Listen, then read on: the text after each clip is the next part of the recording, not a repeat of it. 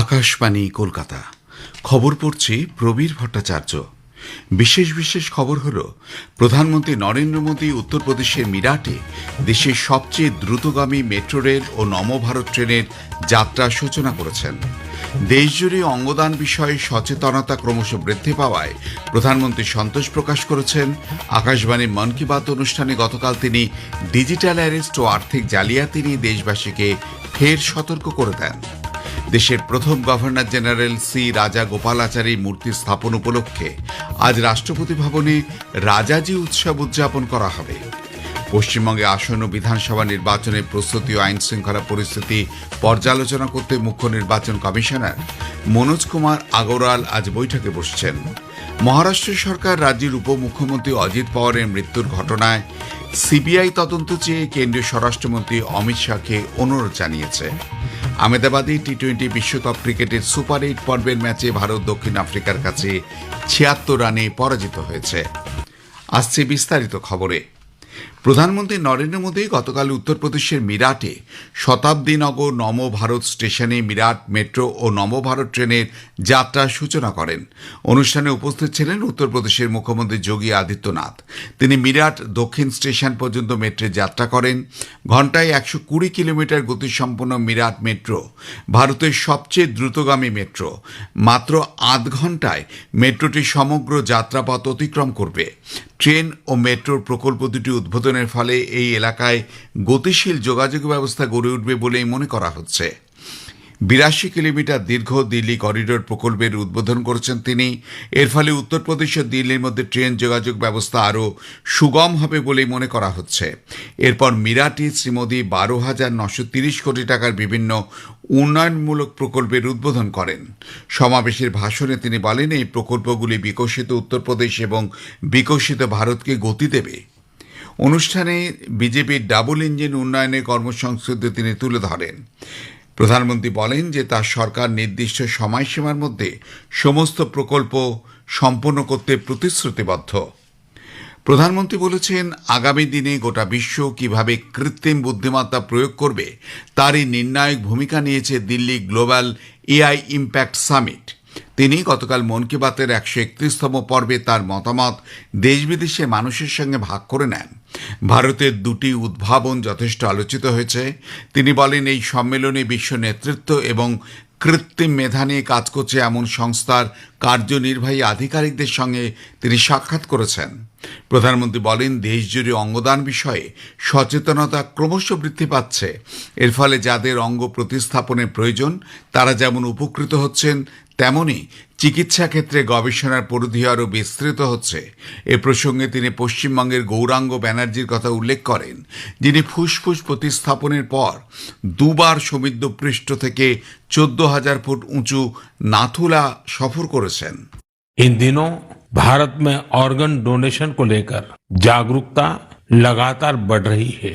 इससे उन लोगों की मदद हो रही है जिन्हें इसकी जरूरत है। इसके साथ ही देश में मेडिकल रिसर्च को भी बल मिल रहा है।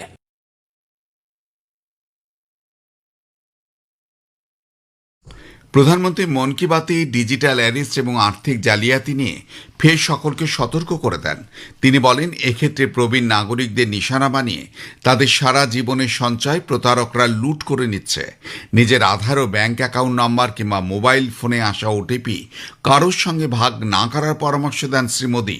তিনি বলেন, শুধুমাত্র ব্যাংকের নির্দিষ্ট শাখা, অনুমোদিত অ্যাপ ও মাধ্যম ব্যবহার করেই কেওয়াইসি করানোর উপর জোর দিয়ে বলেন, অ্যাকাউন্ট তথ্য সুরক্ষিত রাখতে মাঝে মধ্যেই পাসওয়ার্ডের পরিবর্তন জরুরি। डिजिटल अरेस्ट और डिजिटल फ्रॉड को लेकर हमारे समाज में काफी जागरूकता आई, लेकिन अभी भी हमारे आसपास ऐसी घटनाएं हो रही हैं जो अक्षम्य है। निर्दोष लोगों को डिजिटल अरेस्ट और फाइनेंशियल फ्रॉड का निशाना बनाया जा रहा है। इसलिए आपका सतर्क रहना, जागरूक रहना बेहद जरूरी है। নতুন দিল্লির রাষ্ট্রপতি ভবনে আজ রাজাজি উৎসব উদযাপন করা হবে। প্রধানমন্ত্রী নরেন্দ্র মোদী তাঁর মন কি বাত অনুষ্ঠানে বলেছেন যে রাষ্ট্রপতি ভবনের কেন্দ্রীয় প্রাঙ্গণে ব্রিটিশ স্থপতি এডউইন লুটিয়েন্সের মূর্তির স্থলাভিষিক্ত হবেন স্বাধীন ভারতের প্রথম ভারতীয় গভর্নর জেনারেল শ্রী রাজা গোপালাচারীর একটি মূর্তি। শ্রী মোদী শ্রী রাজা গোপালাচারীকে এমন একজন নেতা হিসেবে প্রশংসা করেছেন যিনি ক্ষমতাকে পদ হিসেবে নয় বরং সেবার একটি রূপ হিসেবে দেখেছিলেন। তিনি বলেন যে দুর্ভাগ্যজনক যে স্বাধীনতার পরেও ব্রিটিশ প্রশাসকদের মূর্তি রাষ্ট্রপতি ভবনে স্থান পেলেও ভারতের শ্রেষ্ঠ সন্তানদের মূর্তিগুলিকে স্থান দেওয়া হয়নি। 24শে ফেব্রুয়ারি থেকে 1 মার্চ পর্যন্ত রাজাজি উৎসবের সময় শ্রী রাজা গোপালাচারীর উপর একটি প্রদর্শনীও অনুষ্ঠিত হবে। খবর শুনছেন আকাশবাণী কলকাতা থেকে। পশ্চিমবঙ্গে আসন্ন বিধানসভা নির্বাচনের প্রস্তুতি ও আইনশৃঙ্খলা পরিস্থিতি পর্যালোচনা করতে মুখ্য নির্বাচনী আধিকারিক মনোজ কুমার আগরওয়াল আজ বৈঠকে বসছেন। রাজ্যের মুখ্য নির্বাচনী আধিকারিকের দপ্তরে বিকেল 5টায় আয়োজিত এই বৈঠকে এ রাজ্যের জন্য নিয়োজিত স্পেশাল অবজারভার এন.কে. মিশ্রা, রাজ্য পুলিশের ভারপ্রাপ্ত মহানির্দেশক পীযূষ পাণ্ডে, কলকাতার নগরপাল সুপ্রতিম সরকার, রাজ্য পুলিশের আইন শৃঙ্খলা বিভাগের এডিজি বিনীত গোয়েল, রাজ্য পুলিশের নোডাল অফিসার আনন্দ কুমার, সিআরপিএফের এ রাজ্যের আইজি সঞ্জয় যাদব প্রমুখ উপস্থিত থাকবেন। এছাড়াও রাজ্যের অতিরিক্ত মুখ্য নির্বাচনী আধিকারিক অরিন্দম নিয়োগী এবং যুগ্ম অতিরিক্ত মুখ্য নির্বাচনী আধিকারিক আইন শৃঙ্খলা অর্ণব চট্টোপাধ্যায় বৈঠকে উপস্থিত থাকবেন।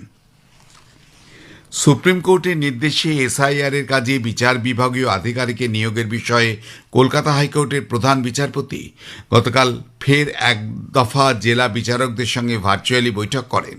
কলকাতা হাইকোর্ট থেকে আয়োজিত ভার্চুয়াল এই বৈঠকে জেলা বিচারকেরা এসআইআর সংক্রান্ত নথি আদান প্রদান নিয়ে প্রধান বিচারপতিকে অবহিত করেন।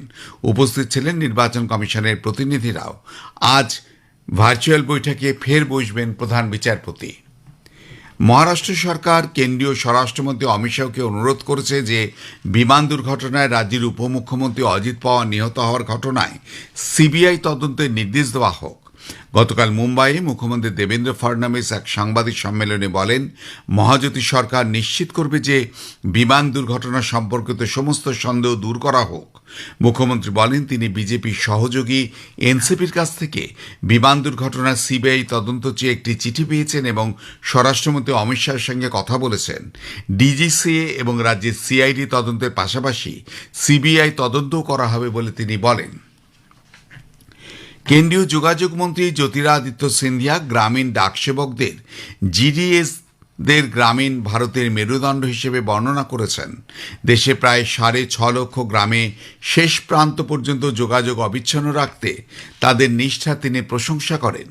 অন্ধ্রপ্রদেশের গুন্টুরে গ্রামীণ ডাকসেবক সম্মেলনে ভাষণ দিতে গিয়ে কেন্দ্রীয় যোগাযোগ মন্ত্রী বলেন, ডিডিএস কর্মীরা প্রচণ্ড গরমে, ভারী বৃষ্টিপাত, ঘূর্ণিঝড়, এমনকি কাশ্মীরের তুষারাবৃত অঞ্চলেও সবকিছু তুচ্ছ করে জাতির সেবা করে যাচ্ছেন।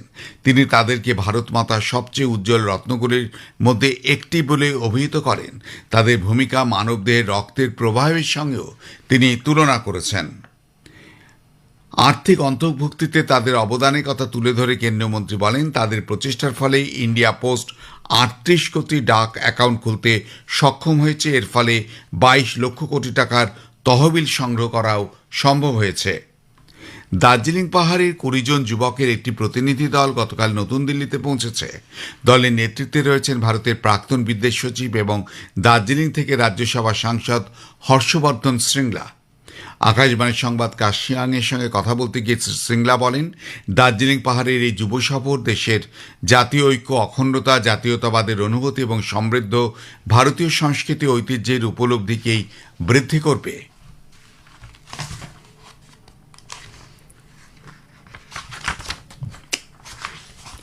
আহমেদাবাদে নরেন্দ্র মোদী স্টেডিয়ামে গতকাল টি-20 বিশ্বকাপ ক্রিকেটের সুপার 8 পর্বের ম্যাচে ভারত দক্ষিণ আফ্রিকার কাছে 76 রানে পরাজিত হয়েছে।